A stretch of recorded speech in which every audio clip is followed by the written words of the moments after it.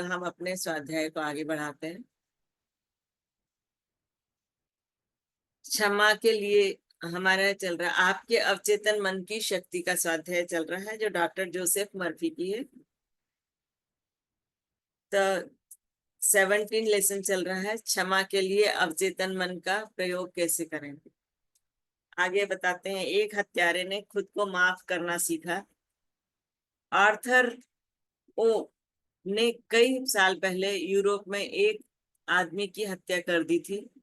जब वह मेरे पास आया तो बहुत मानसिक कष्ट और यातना से गुजर रहा था। उसे यकीन था कि ईश्वर उसके लिए भयंकर सजा देगा। मैंने उससे पूछा कि क्या क्या हुआ था। उसने बताया कि जिस आदमी को उसने हत्या की है, उसका उसकी पत्नी के साथ प्रेम संबंध चल रहा था। इस वजह से क्रोध के उन्माद में आकर उसने उस आदमी को गोली मार दी। कानून ने उसके लिए इस काम को बहुत सख्ती से नहीं लिया और उसे सिर्फ कुछ महीनों की ही सजा मिली। जेल से छूटने पर आर्थर ने पत्नी को तलाक दे दिया और अमेरिका में बस गया। कुछ साल बाद वह एक अमेरिकी महिला से मिला और उससे शादी कर ली। अब उसके 3 प्यारे बच्चे थे। उसने सफल करियर बना लिया था, जहां वह कई लोगों की मदद करने की स्थिति में था। उसके सहयोगी उसे पसंद करते और उसका सम्मान करते। बहरहाल, इनमें से किसी भी चीज से उसको शांति नहीं मिल रही थी। अब भी वह अपने उस काम के लिए खुद को दोष देता था। मतलब उसके पास सब कुछ था लेकिन मन की शांति नहीं थी, और उसने जो कृत्य किया था, जो काम किया था, उसके लिए वो अपने आप को दोषी मानता था।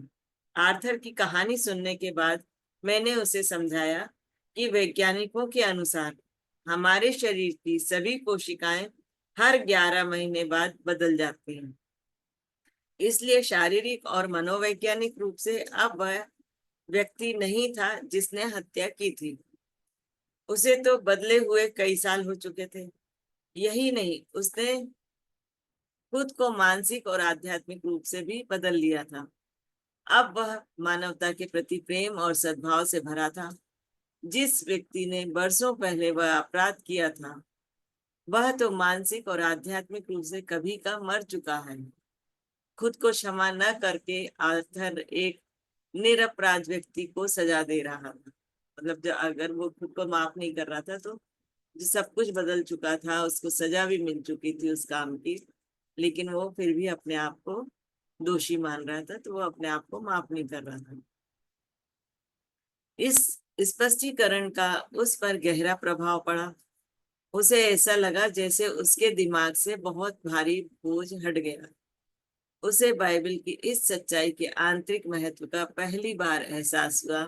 अब आओ हम तर्क करते हैं, ईश्वर ने कहा।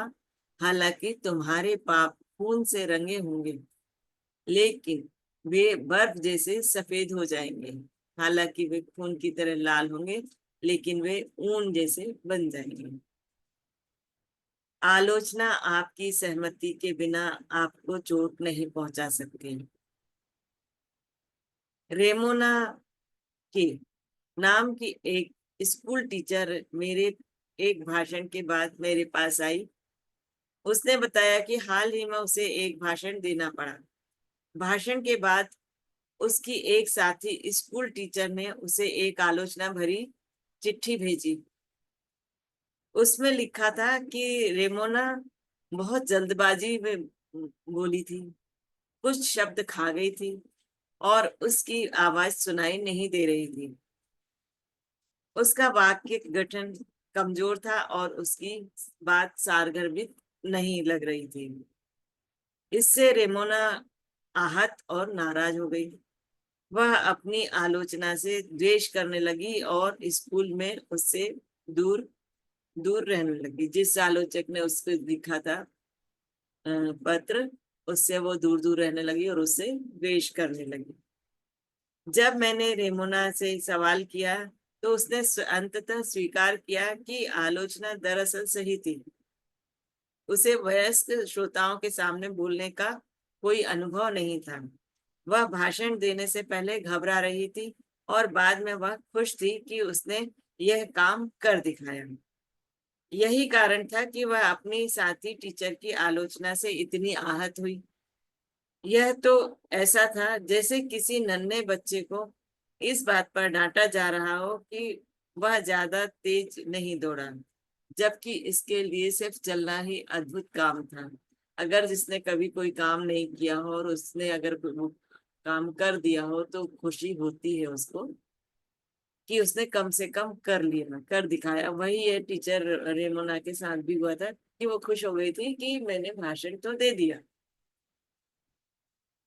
हमारी बातचीत के बाद रेमोना ने पाया कि उसकी पहली प्रतिक्रिया बचकानी थी। वह सहमत हुई कि आलोचना भरी चिट्ठी सचमुच एक वरदान थी और उसे इन सुधारों की सचमुच जरूरत थी। उसने भाषण कला को निखारने के लिए पास के एक कॉलेज में पब्लिक स्पीकिंग कोर्स करने का फैसला किया। इस बीच उसने चिट्ठी लिखने वाली टीचर को उसकी दिलचस्पी और जानकारी के लिए धन्यवाद दिया।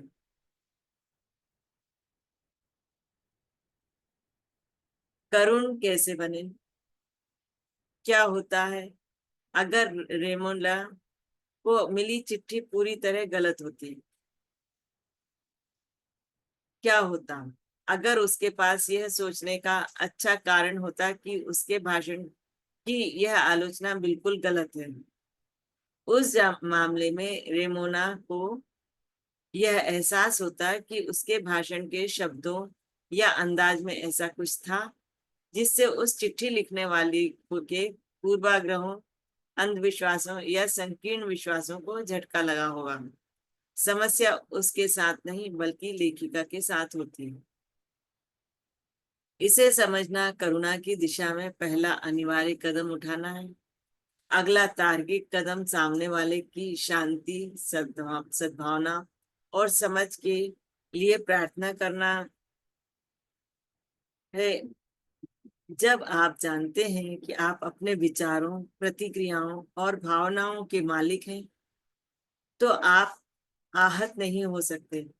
भावनाएं विचारों का अनुसरण करती हैं और आप में उन सभी विचारों को अस्वीकृत करने की शक्ति है जो आपको विचलित या परेशान करते हैं। तो यहाँ भी उन्होंने यही बताया है कि आपको आपकी स्वयं की भावनाएं ही विचलित करती हैं, परेशान करती हैं। किसी की भावना से कोई फर्क नहीं पड़ता जब तक अगर आप उसको अपने मन पर ना ले लें। विवाह की वेदी पर अकेली। कुछ साल पहले मैं एक पास वाले चर्च में शादी कराने गया। दूल्हा बनने वाला युवक काफी समय बीतने के बाद भी नहीं आया। होने वाली दुल्हन ने 2 घंटे बाद कुछ आंसू बहाए।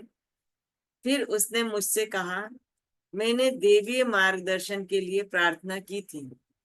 युवक का ना आना शायद मेरी प्रार्थना का जवाब है, क्योंकि ईश्वर कभी गलत मार्गदर्शन नहीं देता है। उसकी प्रतिक्रिया ईश्वर और सभी चीजों, अच्छी चीजों में अपनी आस्था को दोबारा व्यक्त करना था।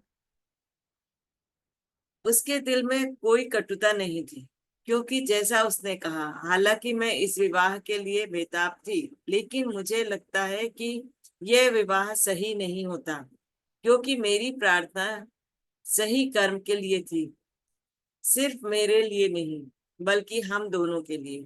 यह युवती एक ऐसे अनुभव से आसानी से बाहर निकल आई जिस पर कोई और व्यक्ति भावनात्मक हंगामा मचा देता। कि कितना बड़ा हंगामा हो सकता था कि शादी की तैयारी हो गई है, दुल्हन बनी खड़ी है, दूल्हे के आने की तैयारी है और वो नहीं आता तो कितना बड़ा हंगामा हो जाता। लेकिन इस घटना को भी उसने इतनी सहजता से ले लिया। अपनी अवचेतन गहराइयों में मौजूद असीमित बुद्धिमत्ता के अनुकूल बने। इसके जवाब पर बिना किसी शंका के उसी तरह भरोसा करें जिस तरह आपको बचपन में माता पिता पर था। यही संतुलन और मानसिक तथा भावनात्मक सेहत की राह है। क्षमा उपचार के लिए आवश्यक है। और अगर तुम्हारे मन में किसी के खिलाफ कुछ है तो तुम खड़े होकर प्रार्थना करो, क्षमा करो। दूसरों को क्षमा करना मानसिक शांति, अच्छी सेहत के लिए अनिवार्य है। अगर आप अच्छी सेहत और खुशी चाहते हैं तो आपको हर उस व्यक्ति को क्षमा करना चाहिए जिसने आपको चोट पहुंचाई। तो दोस्तों, ये बिल्कुल सही बात है। अगर आप किसी से नाराज होते हैं, गुस्सा करते हैं, तो आप अपने स्वयं के साथ स्वयं का नुकसान कर रहे हैं। आप खुद की सेहत को डाउन कर रहे हैं। आप उसके लिए बीमार भी हो सकते हैं, टेंशन में रह सकते हैं। तो आपको क्षमा करना है अपने लिए, दूसरे के लिए नहीं, अपने लिए। अपने विचारों को देवी नियमों और व्यवस्था के सामंजस्य में लाकर खुद को क्षमा करें। आप खुद को तब तक पूरी तरह क्षमा नहीं कर सकते जब तक कि दूसरों को क्षमा न कर दे। खुद को क्षमा न करना सिर्फ आध्यात्मिक अहंकार या अज्ञान है।